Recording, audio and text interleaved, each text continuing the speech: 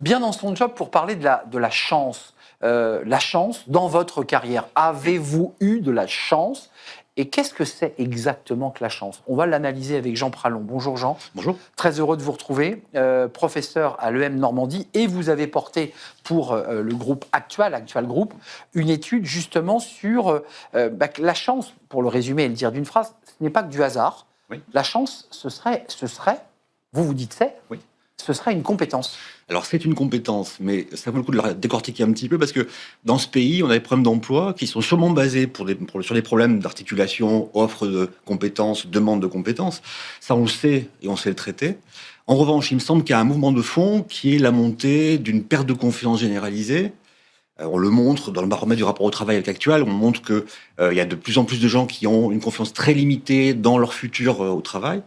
Et il me semble que montent des comportements irrationnels, des croyances irrationnelles, et notamment l'idée de chance qui apparaît très souvent dans les propos des candidats et qui se matérialise de deux façons. La chance comme j'attends mon tour, j'attends le hasard, ou bien, c'est ce qu'on a voulu montrer là, la chance comme compétence, donc des choses à faire, des choses à construire. Mais Jean, quand même, dans l'étude que vous portez, et ensuite on va essayer de comprendre en quoi la chance est une compétence, et elle doit donc se cultiver, elle doit se travailler, 57,8% des actifs français estiment qu'avoir un bon emploi, je les cite, est une affaire de hasard et de chance. Oui, c'est ça. C'est pile ou face, quoi. C'est ça, c'est la montée de l'irrationnel. C'est le fait de se dire, avoir un emploi, c'est compliqué, l'emploi est rare, le bon emploi est encore plus rare, donc qu'est-ce que je fais? Est-ce que j'attends mon tour ou pas? Il y a des gens qui pensent que c'est une question de hasard, donc j'attends mon tour un peu passivement, ou bien il y a des gens qui ont des comportements beaucoup plus actifs, beaucoup plus concrets, et c'est ça qu'on voulait comprendre. Donc, prends ta chance, parce que c'est une expression du langage, ça veut dire ça, ça veut dire sois capable d'aller chercher ta chance. Alors, ça veut dire que c'est une compétence. Comment on s'y prend pour aller chercher sa chance ou prendre sa chance? Alors, on a vu que ceux qui avaient plus de chance que les autres, donc ceux qui provoquent leur chance, ils font trois choses. La première, c'est qu'ils pensent que le marché du travail est rationnel. Donc, que c'est pas le hasard ou le chaos qui va leur apporter un emploi. C'est attendre que des choses se construisent et construire des opportunités. La deuxième compétence, c'est ne pas croire en la vocation.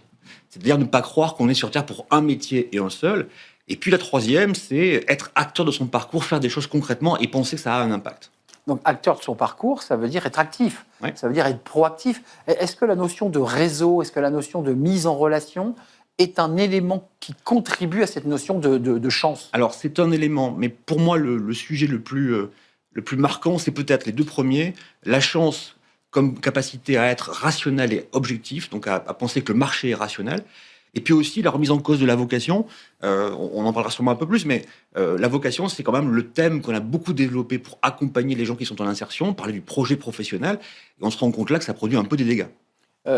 Impose ta chance, serre ton bonheur, va vers ton risque à te regarder, ils s'habitueront. Oui. René Char. Oui. Est-ce que ça symbolise un peu cette étude-là, après tout, une forme de j'y vais, Oui. je fonce, Oui, ça veut je dire m'engage. qu'il faut oser des choses.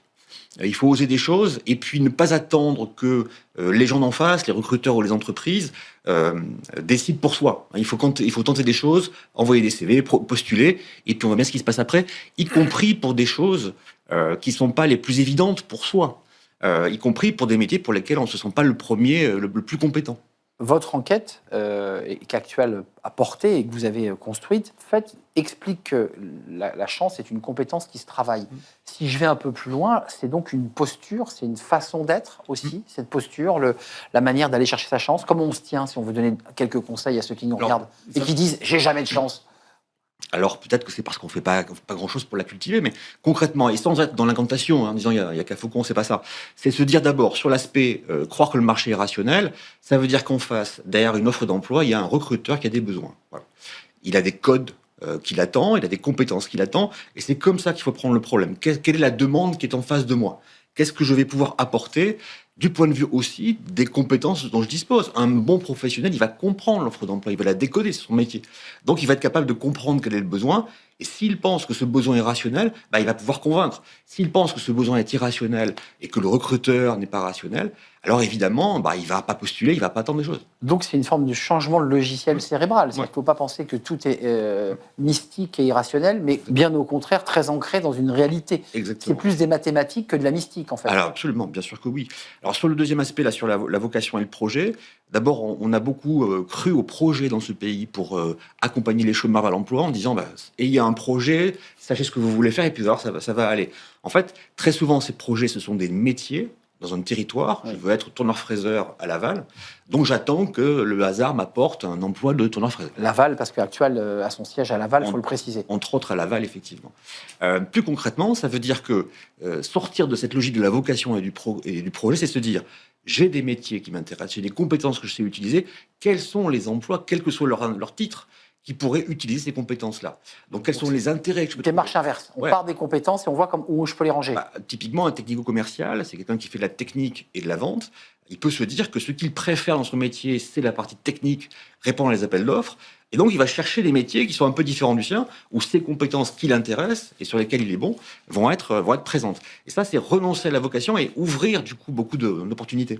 Merci Jean Pralon, cette étude est absolument décapante, déroutante. Allez la voir sur le site Actual Group et puis peut-être sur le site EM Normandie. Vous avez évidemment un double travail du chercheur et de l'entreprise Actual Group et l'EM Normandie à travers la voix de Jean Pralon. C'est un vrai plaisir, cher Jean. Vous êtes professeur à l'EM Normandie. Je vous souhaite de belles vacances. On peut se le dire, là, c'est le moment où on se dit bonnes vacances. Hein. On peut se dire ça. Comme on se dit bonne fête de fin d'année quand c'est la fin de l'année. Vous avez, je commence à introduire en fait le thème suivant qui est le thème de l'humour. Merci en tout cas de nous avoir rendu visite. On tourne une page, c'est le Cercle RH avec des humoristes et ils ont choisi comme terrain de jeu le monde du travail. C'est vrai que c'est un terrain de jeu infini, ce monde du travail. On les accueille et on va rire. On va être sérieux aussi.